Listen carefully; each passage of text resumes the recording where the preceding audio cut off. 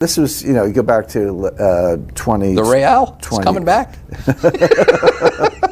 Well, that's another story. It was my first meeting in the White House on official business, was doing the petrodollar deal in 1974. I met with Kissinger's deputy, a guy named Helmut Sonnenfeld, his nickname was Kissinger's Kissinger. Kissinger was a big brain, but Helmut was the big brain behind Kissinger. We met with him actually planning the invasion of Saudi Arabia, which never happened because the Saudis got the memo.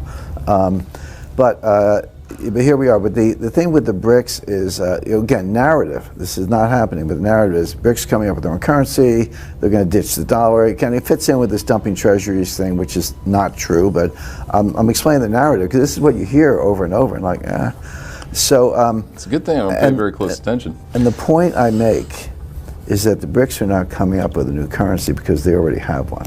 It's gold. In other words, you're China, I'm Russia, so I'm buying manufactured goods from you and I'm paying you in rubles, and you're buying natural resources from me and you're paying me in yuan, and both central banks have got a lot of rubles in yuan. Now, the central banks can take care of their local buyers and sellers in the local currency, but then the central banks build this up in the reserve position. How much Chinese food do you need? I don't know, but you got a lot of yuan piling up.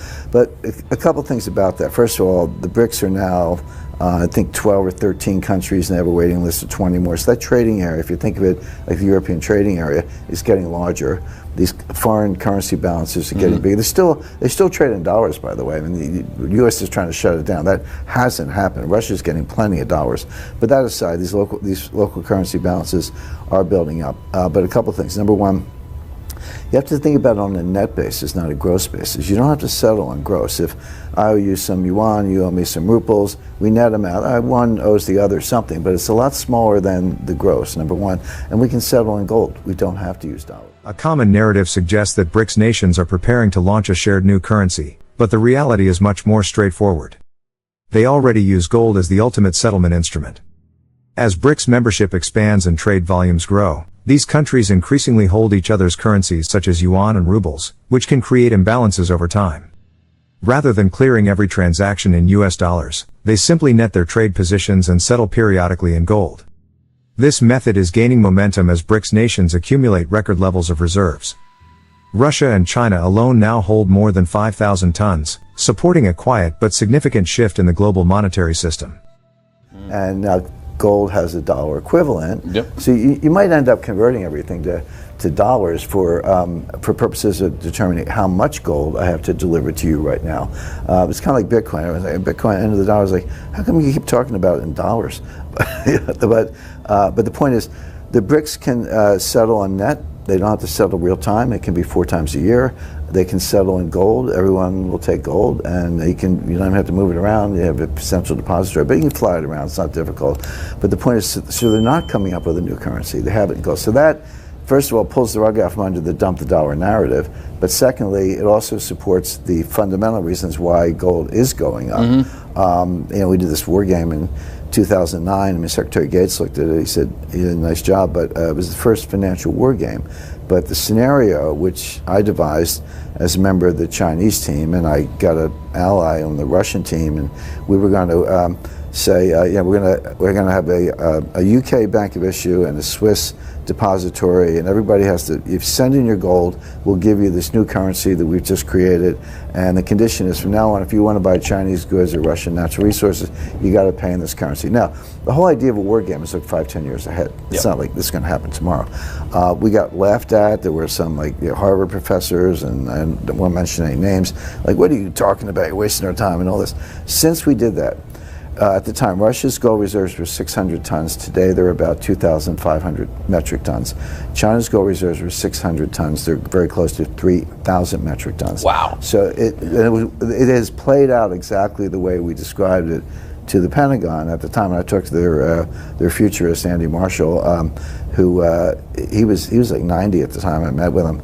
But just unlike Biden, sharp as a tack, very, very astute. He was more of a listener than a talker. And I said, I called him Mr. Marshall because I figured he'd been there since Nixon. I said, Mr. Marshall, there'll come a time when you're going to have a forward deployed military. You pull up at a dock in Singapore, and you're going to have to pay for your fuel in a currency that you don't print.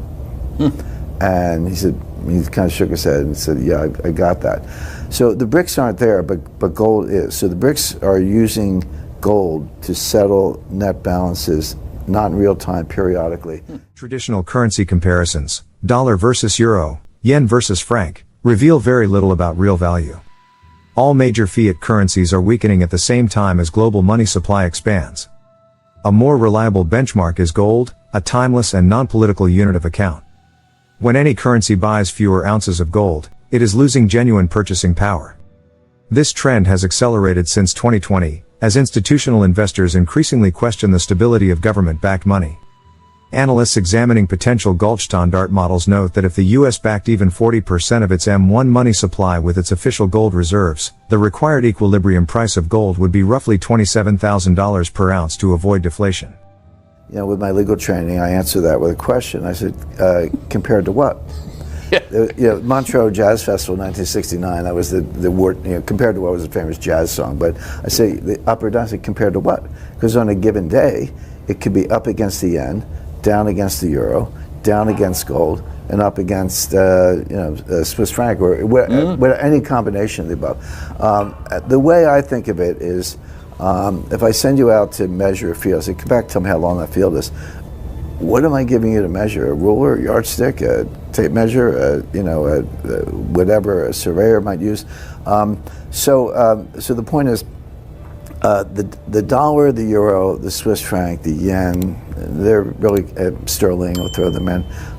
They're all like survivors in a lifeboat, but they're all in the same lifeboat. Yeah. And they're going to sink or swim together. So they might change seats a little bit, but so what's an objective metric for determining whether a currency is going up or down? Something that's not a currency, and I use gold. Now you could use something else, but to me, I say, how are you doing against gold?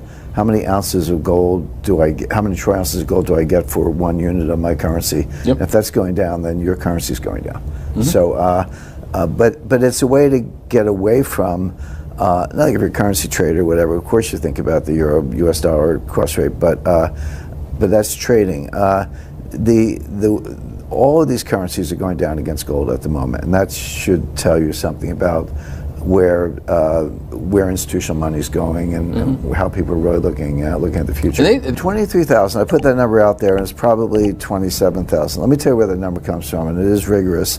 It's not a forecast. It's a conditional result as follows.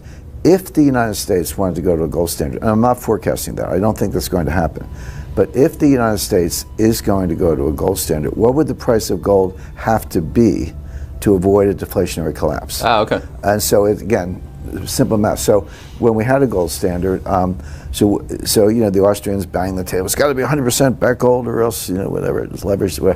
The truth is, the British maintained a very good gold standard, very powerful in the 19th century. They had about 20% gold. Up until the 1960s, the U.S. maintained a gold standard with 40% gold. Now, 40% gold compared to money, how do you define money? So you've got a M0, M1, M2. I mean, the Fed can't define money. They got like 5 flavors. As the U.S. reevaluates its global trade relationships, debates over tariffs, reshoring, and strategic leverage have intensified. The objective is straightforward: strengthen domestic industry, reduce reliance on rival nations, and regain control of critical supply chains. A more assertive tariff framework, whether directed at China, Europe, or major commodity exporters, can shift negotiating power in America's favor. However, these actions also carry significant side effects. Trading partners may retaliate with their own protectionist measures, pushing global commerce into a more fractured and competitive environment. Historically, such instability tends to benefit gold, as businesses and investors seek protection against unpredictable policy shifts and geopolitical tensions. Because I think it's practical. So if you took M1 and you said, I'm going to back it with 40% gold, and here's how much gold I have, which is 8,133 tons, what would the price of gold have to be to equate to 40% of M1? And the answer is $27,000. So that's not a forecast, but it's a way to think about what gold is really worth in a world where people are losing confidence in the dollar, and you do have to go to a gold standard or something, some kind of peg. That's the lowest price, and that price keeps going up because M1 keeps going up. If you do Besant's 3 arrows, and then there's more to it because you got Peter Navarro and tariffs and Stephen Moran and the Mar-a-Lago Accord. So I look at Besant, I look at Navarro, and I look at Stephen Moran. And they have 3 different ideas, but the Trump economic plan involves all 3, and the gears mesh very well. This idea that what do we hear in February, March? Uncertainty. Markets can deal with good news or bad news, but they can't deal with uncertainty. And then Liberation Day comes April 8th, and then what do we hear after that? Chaos, because we got 200% tariffs on China. No, it's only 50%. And what's his name? Lindsey Graham, it's 500%. That's still out there, by the way. And so we have chaos, right? The truth is, some of it's the art of the deal, and I will give Trump enormous credit. He out of nowhere, he throws a 45% tariff on you. Just out of nowhere, okay? And then he meets, you're the head of state, I'm thinking Australian Prime Minister, he says, you know what, you got a lot of rare earths and magnets and all that stuff we need for magnets. So how about selling it all to us to China, and I'll lower your tariffs to 25%. He says, good deal, and he does it. But what's funny about it is that the 45% was made up. He came out of nowhere. So Trump is creating his own leverage. Yeah. So well, good for him. It's a good that is the art of the deal as applied to this. But my point is that it's not chaos. They've had 4 years to work on this. The Trump team knew in 2021 that they were going to win in 2024. They knew it because the Democrats had cheated in 2020. And they said, we got more votes than anybody except the guy who just cheated. So we don't need one more vote. And they were right. They don't need one more vote. They just had to stop the other guys, Larry Trump, Harmeet Dillon, and others who led the way on that. So, and they won. But my point is, we don't have to revisit the 2020 election. The Justice Department will do that for us. But they had 4 years to work on this plan. This was not the first transition, 2016. There were only like 5 people who thought Trump was going to win. It was me, Steve Bannon, and maybe one pollster, maybe. That's how the mooch got in early. Yeah, exactly.